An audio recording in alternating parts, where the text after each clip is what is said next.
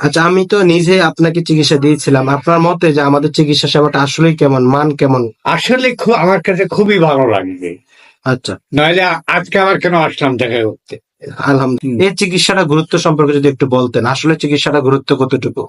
আসলে চিকিৎসাটা এটা অ্যাডভান্স ফিজিওথেরাপি সেন্টারে এসে দেওয়ার পর হুম আগে যা ছিল হুম মানে দেওয়ার পর বুঝলাম যে না এটা অনেক ভালো। হ্যাঁ, হুম এটা একটা মেডিসিন। আসসালামু আলাইকুম রহমতুল্লাহ।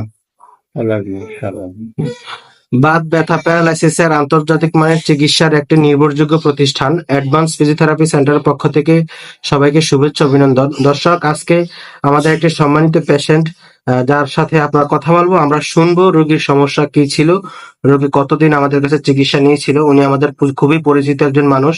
তো আঙ্কেল, কেমন আছেন আপনি? ভালো আছে। আপনার নাম কি? মোহাম্মদ খোরশেদ আলম। আপনার বাসা কোথায়? বাসার গহট রহিমানগর। রহিমানগর গহট না? আচ্ছা, ঠিক আছে। চাঁদপুর জেলার রহিমানগর গহটে আপনার বাসা, কচুয়া। কচুয়া থানাতে। ঠিক আছে, ভালো। আচ্ছা আঙ্কেল, আপনার কি সমস্যা হয়েছিল একটু বলেন তো। সমস্যা রাত্রে খাইয়ে দিয়ে শুয়ে গেলাম। হ্যাঁ, তারপর? বোটাতে উঠার সময় হঠাৎ যেন কেমন লাগলো, বাথরুমে গেলাম। হ্যাঁ। হুম কেমন কেমন যেন লাগতেছে। তারপরে হুম দেখি পায়ে জোর কম, হাতে জোর কম, বাম পাশে। আচ্ছা, বাম পাশ। হ্যাঁ, তারপর? হ্যাঁ। হ্যাঁ। এরপর আইসা সোফাতে বসলাম, গিন্নিকে ডাকলাম, গিন্নি উঠলো। হুম এরপর দেখলাম যে মানে একটু পায়ে শক্তি একটু সমস্যা। শক্তি পাচ্ছেন না, না? হ্যাঁ, একটু সমস্যা। এরপর এখানে আসলাম। আচ্ছা, আপনি আমাদের এখানে আনুমানিক কতদিন থেরাপি করিয়েছিলেন আঙ্কেল? ধরেন না 15 দিন। তো থেরাপি করেছিলেন। থেরাপি দেওয়ার আগে আপনার কি কি সমস্যা ছিল? ব্যথা করতো, আর দিন জমাইতো, হাত পায়ে হ্যাঁ। আর দুর্বল ছিল? শরীর দুর্বল ছিল। হাত পা বাম পাশ দুর্বল ছিল কি? হ্যাঁ, বাম পায়ে দুর্বল ছিল। এখন অনেকটা কাইটা গেছে, বাকি আল্লাহর হাতে। বুঝতে পারছি।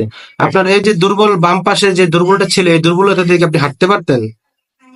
মানে কষ্ট কষ্ট হতো না? একদম স্বাভাবিক হাঁটতে না পারতেন না? না না, খুবই কষ্ট, খুবই কষ্ট। খুবই কষ্ট। আচ্ছা, আমি তো নিজে আপনাকে চিকিৎসা দিয়েছিলাম। আপনার মতে যে আমাদের চিকিৎসা সেবাটা আসলেই কেমন, মান কেমন? আসলে আমার কাছে খুবই ভালো লাগবে। আচ্ছা, নইলে আজকে আবার কেন আসলাম দেখা করতে। আলহামদুলিল্লাহ, আলহামদুলিল্লাহ, হ্যাঁ। আলহামদুলিল্লাহ।